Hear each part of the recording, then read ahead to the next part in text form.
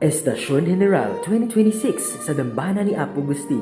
Samahan niyo ako mga kapanalig at ating saksihan ang Estasyon General ngayong linggo ng palaspas dito sa Baliwag, Bulacan. Sa mga posisyon sa Baliwag, ito ang unang pasilip. Nagaganda ang mga santay sa bawat sulyap na hahagip. Sa pagsunod ng mga santay, ang mga tao ay kay Jesus rin nakikilakbay. Sa bawat estasyong tinatahak ay nilalakbay at nagninilay. It's Palm Sunday mga panalig and at the same time, Estasyon General na at magsisimula po ito ng 6 p.m. lagi tuwing Palm Sunday dito sa Pan-Diocese na Dambana at Parokya ng San Agustin. Halina't samahan niyo ako mga panalig. Tara, samahan niyo ako. March 29, 2026, 5:13 p.m. Naglalakbay na kami ni Miguel patungong Dambana. Kaalinsabay ng paglubog ng araw ay traffic na rin. Sign na ito na maraming paparating na karosa. 5:21 p.m. nang makarating kami sa Dambana. Marami pa rin nagtitinda ng palaspas. Bumungad agad sa atin ang pagkarami-raming kilig kapanalig. Hello! Hello! Hello! Hello! Hello! Hello! Hello! Hello! Hello! Hello! Nakapila na ang ilang mga kababaihan dito sa patio, oh. Mga on time sila, oh. Marami ang may hawak na palaspas habang pinagmamasdan ang ganda ng mga santang pumapalibot sa patio ng ating dambana. Siyempre, hindi mawawala ang mga nagtitinda ng lobo. Na masasabi kong 2011 pa lamang ay tuwing prosesyon, laging may nagtitinda ng balloons. Kaya somewhat, kapag nakakita ako ng balloon sa prosesyon, what nostalgia! Alam niyo ba, ganoon na rin talaga noong 1986? Wow!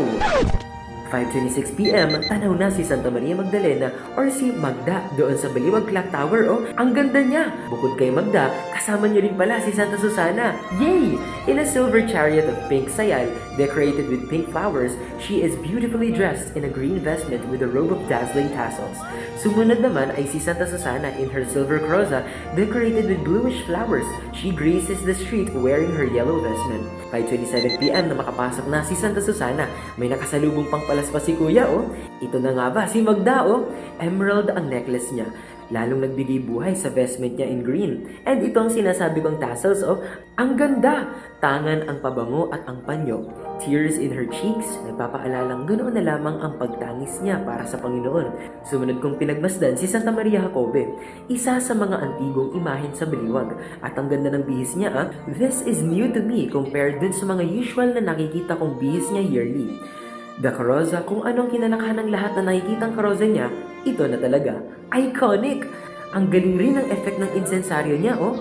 Parang nagbabaga talaga doon inside. Isa rin sa mga antigo, si Santa Maria Salome sa kanyang grandiosang iconic golden karoza. Napapalibutan ng mga cutesy na angel sa palibot ng karosa. Ornated with tall feathers, she is dressed in purple and pink. Si Santa Veronica, antigo rin siya, in vibrant purple and pink veil. Ang ganda! At ang nasa isip ko, Wala pa yung hirang. pinagmasdan ulit natin si Santa Susana, Santa Maria Madre de San Marcos, decorated in sampaguita formed in stars. Ang cute at ang creative, oh. Malahebrea ang datingan ng damitan niya. Ang ganda! Santa Juana de Cuza, ang unique ng mala-floral design ng vestment niya, oh, at ang pitaka niya, overflowing sa yaman dahil isa siya sa mga sumustento sa mga journeys ni Jesus at ng mga alagad. Ang ganda rin ng style sa karosa, napapalumutian ng mga palaspas. Very Palm Sunday. Santa Maria de Betania, very Sunday of the Lord's Passion in red and the vibe of Palm Sunday with her green balabal. Ang ganda ng veil niya, oh, lace-styled. What a beauty! Santa Marta de Betania in her chariot in the heavens. Golden blue ang theme ng damitan niya. Ang ganda! Santa Maria Cleofe, lula ng karosang napapalamutian ng ramilletes. Gold and somewhat green ang damitan niya, oh. Ang ganda! In that moment, unti-unti nang lumulubog ang araw, capturing Mama BSP o ang mapaghimalang birhen sa patio. Andito na rin pala ang inang nagdadalamhati kung linggo ng palaspas. Siyang saksi na sa mga nagdaang estasyon general ng ating dambana. Palagi ang nakakaengkwentro ang Nuestro Padre Jesus Nazareno kung sasapit ang prosesyon ito. 5:35 p.m. nasaksihan kong iwagayway ng sambayanan ang kanilang mga palaspaso at naririto ang Nuestro Padre Jesus Nazareno, isang tahimik na saksi sa sambayanang sa kanya ay lumalapit, humihiling at nananalig. 5:37 p.m., binuksan na ang mga ilaw sa karosa ni Salome at gayon rin sa ilang mga karosa. Proud moment! face card never declines. Ang ganda mo naman, Santa Juana de Cuza. Shoutout nga po pala sa kanilang nagbigay rin ng stickers. Thank you po. Mga kapanalig, kasama natin ang mga kapanalig natin na buhat pa sa Sampaloc, Maynila. Hello mga kapanalig! Mga kapanalig, kasama po natin si kapanalig Amiol at Miles. Hello po! Hello kapanalig! 5:59 PM, nakapasok na sa patio si San Juan Evangelista, ang alagad na one of the women nung pagpapakasakit ng Panginoon. Siyang nanindigan, the one who showed up even in the Lord's darkest times. Hello po, Doc. Hello po. Hello po. Ay, po. Mga kapanalig, sa pagkalembang ng Batingaw, yan nakikita nyo po sa itaas, ay unti-unti na pong lumalakad rin ang mga karosa palabas ng ilaw. So yun po mga kapanalig, ito po ang hudyat na 6 PM na, magsisimula na ang Estasyon General. 6 PM ay lumabas na si Santa Veronica. Ang nafe-feel ko talaga, ito ang pasilip o patikim ng prosesyon ng Miyerkules Santo dahil sa dami ng tao. 6:04 PM ay tuluyan ng lumakad ang prosesyon. Anong saya na makita ang mga kapanalig sa bawat karosa, ang debosyon ng bawat nakikiisa, ang pag-aalay nila ng lakas upang humatak at magtaas ng mga kable, ang kanilang pagsunod sa bawat karosa sa bawat yapak. Lalo na rin ang ating mga kidi kapanaligs. Anong tuwa? Dahil damang-dama kong feels, nakakasabay rin ako sa pag-awit sa mga awitin.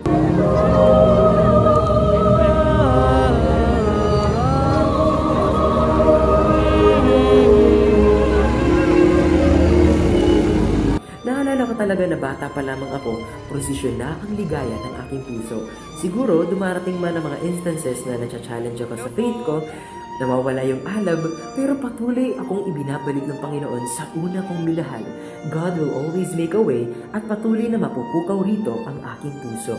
And na-realize ko na di ko pa pala napipicturan si San Juan, kaya after mapicturan si Kuya Juan, ay kumaripas agad ako ng takbo, tapos naabutan ko na ang ganda ni Magda. At heto na si San Juan Evangelista in his iconic red and green vestment, an eagle which reminds us na tulad ng eagle na kayang lumipad ng pagkataas-taas, this reminds us of St. John's mataas na pananaw at malalim na espiritual na pag-unawa niya, kung kaya't ang gospel niya ang pinakamalalim at pinakabanal.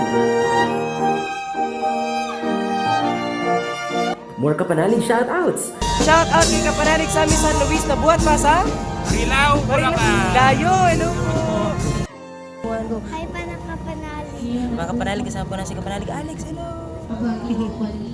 Dito sa unang tahanang tinapatan ng unang estasyon, nanalangin at nagnilay ang lahat. Retained pa rin ang palaspas design din sa kandelabra ng mga sakristano. Ang ganda! Isang lumang pintang larawan tampok ang paghahatol ni Pilato kay Jesus.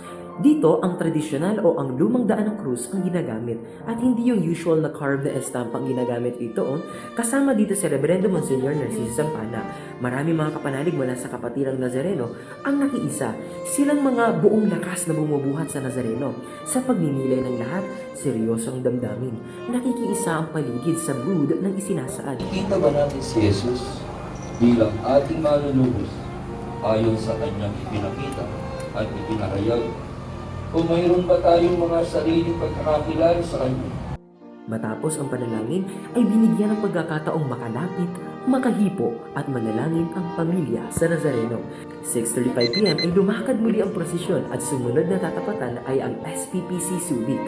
Ang ganda ng pagkakaayos nila palaspas feels na naman kaya napasabi na lang ako ng Ganda. kasabay nito ay itinanghal ang tatlong Nazareno ng bisita mula malaki hanggang maliit. 6:42 PM na makapasok ng mga tao sa patio ng bisita para sa ikalawang estasyon. Sama-samang nagnilay at nanalangin muli ang sambayanan. 6:47 PM tuloy ang prosesyon at naglakbay na muli para sa susunod na tatapatan. Ang unique ng pagkakasetup dito sa isang luntiang hardin naroroon ang estampa. Pumasok na rin si Mons Nursing at nakapasok na rin ang Nazareno at nagsimula ang pagbasa. Matapos ang estasyon, pagkakataong muli upang makahipo at manalangin sa Nazareno.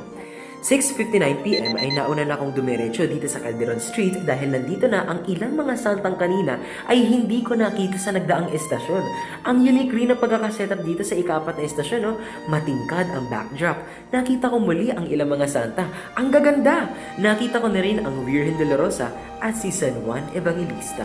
Pumwesto na rin si Monster Singh at nabighani na naman ako sa design ng palaspas dito sa kandelabra. Never gets old. At papalapit na ang Nazareno sa susunod na tatapatan. At nag-cruise na ang landas ni Jesus at nang humihikbing mahal na ina. Ang himbing ng pagkakatulog ni Kidi Kapanaligo at nakita ko rin si Santa Maria Salome in a moment na bumuga ang smoke machine. Ang angas! Na-observe ko rin ang mga intricate details and designs ng karosa. Talagang sagana sa detalye at tunay na ginintuan. Ang Estasyon General dito sa Dambana ay masasabi kong ang patikim o ang pasilip ng mga prosesyon ng mahal na araw dito sa Baliwag. Katunayan, first time kong masaksihan at makiisa sa tradisyong ito, kaya anong tuwa na hindi ako nag-iisa na masaksihan ito.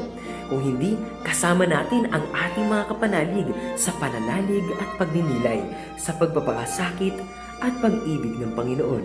Amen po ba? Amen! Ganoon lamang, tapos na ang isa na namang edisyon ng Math Ventures. Blessed Palm Sunday! Kita-kits mga kapanalig sa susunod na Math Ventures. God bless us always!